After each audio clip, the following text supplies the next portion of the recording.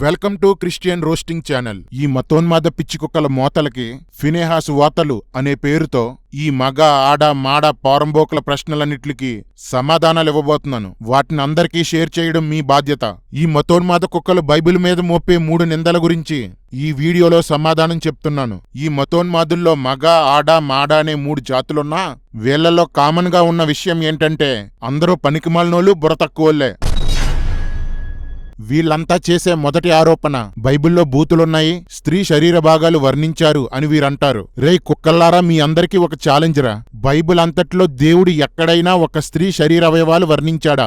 Bible అంతట్లో ఎవరైనా ఒక స్త్రీతో బూతులు మాట్లాడారా? చూపించండ్రా పోరంబోకుల్లారా. పరమగీతంలో సంఘం స్త్రీగా, యేసు ప్రియుడిగా వర్ణించబడ్డారు. 1 కొరింథీ 12వ అధ్యాయంలో కూడా సంఘ సభ్యుల్ని శరీర అవయవాలుగా పోల్చారు. ఉపమానంగా చెప్పబడిన సంఘమనే ఈ స్త్రీలో పురుషులుంటారు, స్త్రీలుంటారు. ఈ సంఘమనే స్త్రీ భాగాలుగా వర్ణించబడింది కానీ పరమగీతంలో ఒక ఆడదాన్ని వర్ణించలేదు. పరమగీతంలో కనిపించే ప్రియురాలు స్త్రీ కానప్పుడు అక్కడ రాయబడిన శరీర భాగాలేవి అవయవాలు కాదు. అక్కడ రాయబడిన ప్రతి అవయవానికి ఒక అర్థం, భావం ఉంటాయి. కాబట్టి పరమగీతంలో బూతులు లేవు. ఇక యెషయా, ఇర్మియా, యెహెజ్కేలు గ్రంథాలలో ఇశ్రాయేలు జాతిని భార్యగా, యెహోవా భర్తగా వర్ణించబడింది. యెహోవాను భర్తగా కలిగి ఉండి కూడా తమ దేవుని ద్వారా ఎన్నో మేలులు పొంది ఒక జాతిగా ఏర్పడి కూడా ఆయనను విడిచి కల్పిత విగ్రహాలను పూజించి వాటికి తమ పిల్లల్ని బలివ్వడం లాంటి హేయ కార్యాలు ఇశ్రాయేలీలు చేశారు. ఇలా వారు చేసిన క్రియలను దేవుడు ఒక భార్య భర్త ఉండగా పరాయి పురుషుడితో వ్యభిచరించడంతో పోల్చి వాళ్ళను గద్దించాడు.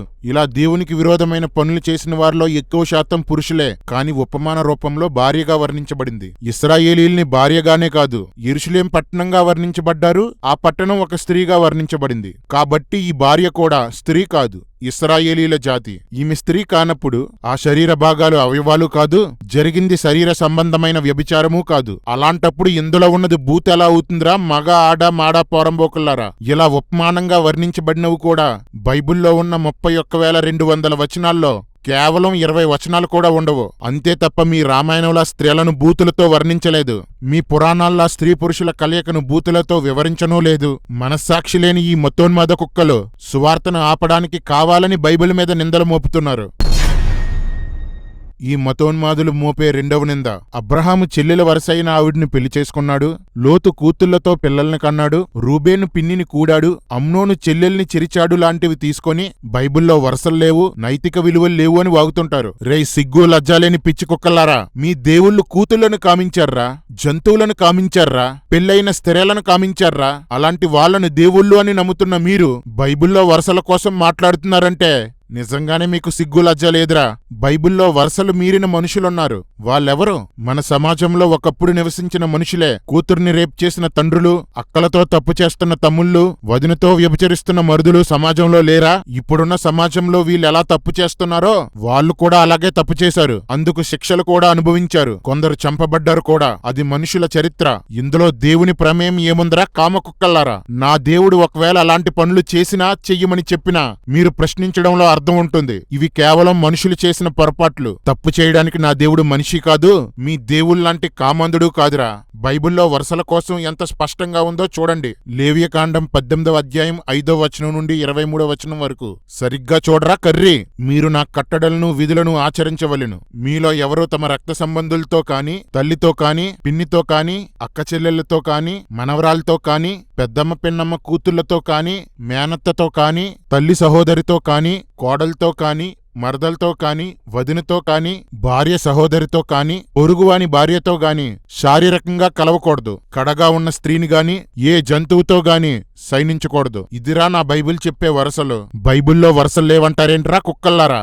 వీటిని మీరిన రూబేను యాకోబు పెద్ద కొడుకుగా అతనికి రావాల్సిన గోత్రపు హక్కును కోల్పోయాడు. లోతు సంతానం దేవుని ఏర్పాట్లో లేకుండా పోయింది. అమ్నోను చంపబడ్డాడు. అబ్రహాము విగ్రహారాధికుడిగా ఉన్నప్పుడే పెళ్లి చేసుకున్నాడు కాబట్టి అది అప్పటి కాలపు సమాజంలో వారికి తప్పు కాదు కాబట్టి దేవుడు వారిని శిక్షించలేదు. ఈ ఉన్మాద ఊరకుక్కలు మోపే 3వ నింద, యెహోవా అన్యజనులను చంపమన్న కిరాతకుడు తన ప్రజల్నే శిక్షించిన శాడిస్ట్ అంటూ ఈ కర్రి కామాంద కుక్క మురుగుతుంటుంది. ఒక కుక్క మురిగితే ఊరకుక్కలన్నీ అరుస్తుంటాయి కదా, అలా ఈ కర్రి కుక్క మురిగినట్టే ఈ మాడాకుక్క ఆడకుక్కలు మురుగుతుంటాయి. అరే పోరంబోక్స్, 2 విషయాలు మీ పేడబొరలో పెట్టుకోండ్రా. మొదటిది, అందరూ దేవుళ్లే, దేవుళ్ళు కూడా పాపులు అనే తప్పుడు భావంతో బైబిల్ చదివితే అది అర్థం కాదురా. దేవుడు ఒక్కడే, ఆయన పరిశుద్ధుడు అనే సత్యం తెలుసుకుంటేనే బైబిల్ అర్థమవుతుంది. రెండవది, బైబిల్లో 2 నిబంధనలుంటాయి. అవి పాత నిబంధన, కొత్త నిబంధన. ప్రతి నిబంధనలో మనుషులు చెయ్యాల్సినవి, చెయ్యకూడనివి అనేక షరతులు రాయబడి ఉంటాయి. వాటిని ఆజ్ఞలు అంటారు. ఏ నిబంధన ఎవరికి ఏ కాలంలో ఇవ్వబడిందో ఆ నిబంధన ఆజ్ఞలను వారే ఆ కాలంలోనే పాటించాలి. మనకి కూడా అంతే కదా. ఒక ప్రభుత్వం ఒక రాష్ట్రం వారికి ఒక రూల్ పెడితే అది ఆ ప్రభుత్వ కాలంలో ఆ రాష్ట్రంలోని వారు మాత్రమే పాటించాలి. ప్రభుత్వం మారి రూల్స్ మారిస్తే మార్చిన ఆ కొత్త రూల్ని ఆ రాష్ట్ర ప్రజలు పాటించాలి. బైబిల్ మీ పురాణాల్లా ఏవో లోకాల్లో జరిగిన కథలు చెప్పదు. మన సమాజంలో జరిగిన మన పూర్వీకుల చరిత్రను చెప్తుంది. క్రీస్తు పూర్వం 4000లో ఆదాము నుండి క్రీస్తు పూర్వం 1500లో మోషే వరకు దేవుడు ఏ నిబంధన ఇవ్వలేదు. మనుషులు తమ మనస్సాక్షిని బట్టి, దేవుడు కొందరితో వ్యక్తిగతంగా మాట్లాడ్డాన్ని బట్టి వాళ్ళు నడుచుకున్నారు. మోషే కాలంలో కేవలం ఇశ్రాయేలీలు పాటించడానికి ధర్మశాస్త్రం అనే పాత నిబంధన ఇచ్చాడు. ఇది ఇశ్రాయేలీలకు మాత్రమే. యేసుక్రీస్తు కొత్త నిబంధన ఇచ్చే వరకు మాత్రమే కొనసాగుతుంది. ధర్మశాస్త్రంలో ఉండే బలులు, పండగలు, ఆచారాలు, ఆజ్ఞలు, శిక్షలు అన్నీ కేవలం 1500 సంవత్సరాల పాటు కేవలం ఇశ్రాయేలీలు మాత్రమే పాటించడానికి దేవుడిచ్చిన న్యాయశాస్త్రం. ఆ తరువాత క్రీస్తు కొత్త ఆజ్ఞలు, కొత్త పద్ధతులతో సమస్త ప్రజల్లో నుండి తనను విశ్వసించి క్రైస్తవులుగా మారిన వారు పాటించడానికి కొత్త నిబంధన, కొత్త న్యాయశాస్త్రం ఇచ్చాడు. ఇశ్రాయేలీయుడైనా అన్యుడైనా యేసులోనికి వస్తే తన పాత మత తాలూకా షరతులు వదిలి క్రీస్తు విధించిన కొత్త నిబంధన పాటించాలి. క్రైస్తవులెవరికీ ధర్మశాస్త్రంతో సంబంధం లేదు. దానిలోని ఆజ్ఞలు క్రైస్తవులకు కాదు. అందుకే బైబిల్ని పాత నిబంధన, కొత్త నిబంధన అనే 2 పుస్తకాలుగా విభజించారు. ఈ రెండిటికి తేడా తెలియకుండా బైబిల్ మీద ప్రశ్నించే ఎవడైనా సరే తెలివి తక్కువ పనికిమాలిన ఎదవనమాట, మన కర్రీగాడ్లాగా.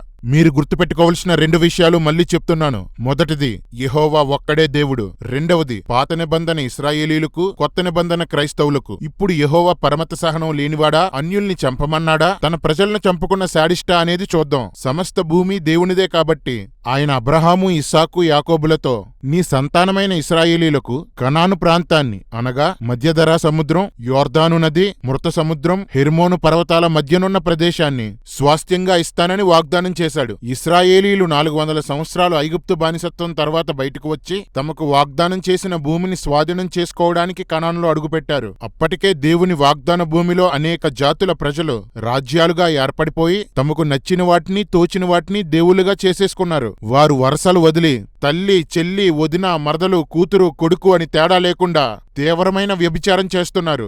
జంతువులతో శయనిస్తున్నారు. స్త్రీలు స్త్రీలతో, పురుషులు పురుషులతో శయనిస్తున్నారు. తమ పిల్లలను దేవతలకు బలిస్తున్నారు. చేతబడులు, చిల్లంగి పనులు చేస్తున్నారు. చిన్నపిల్లలు సైతం వాటినే నేర్చుకుంటూ సమాజం సర్వనాశనమయ్యింది. మరో సొదొమ గొమొర్రాల్లా తయారయ్యింది. అందుకే దేవుడు ఇశ్రాయేలీలతో, మీరు వెళ్లి చిన్నవారి నుండి ముసలివారి వరకు అందర్నీ నిర్మూలం చెయ్యండి. తర్వాతి కాలంలో మీరు కూడా వారిలా ప్రవర్తిస్తే నేను మిమ్మల్ని శిక్షిస్తాను అని చెప్పాడు.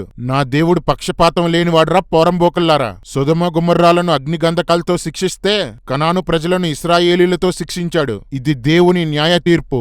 అప్పటికే కనాన్లో ఉన్న ప్రజలు మంచివారయ్యుండుంటే దేవుడు వారిని చంపకుండా ఇశ్రాయేలును కూడా వారి మధ్య నివసించేలా చేసుండేవాడు. కాని కనానీయులు వంటి జాతి భూమి మీద ఉంటే వారి ద్వారా ప్రపంచమంతా నాశనమవుతుందని దేవుడు వారిని శిక్షించాడు. రేయ్ మతోన్మాద కుక్కల్లారా, మీ దేవుళ్ళా నా దేవుడు కామాంధుడు కాదురా, కామాంధుల్ని అందలం ఎక్కించడానికి. మీ దేవుళ్ళా నా దేవుడు వావి వరసలు లేనివాడు కాదురా, వరసలు తప్పిన వారిని క్షమించి వదిలేయడానికి. కాలం గడుస్తుండగా ఇశ్రాయేలీలు కూడా కనాను ప్రజలు చేసిన పనులే చేశారు. పక్షపాతం లేని నా దేవుడు, మాట తప్పని నా దేవుడు అలా ప్రవర్తించిన వారందరినీ శిక్షించాడు. తన ప్రజలు తప్పు చేస్తే శిక్షించడం శాడిజం కాదురా. రేయ్ కర్రి కుక్క, అది శాడిజం కాదు, లీగలిజం.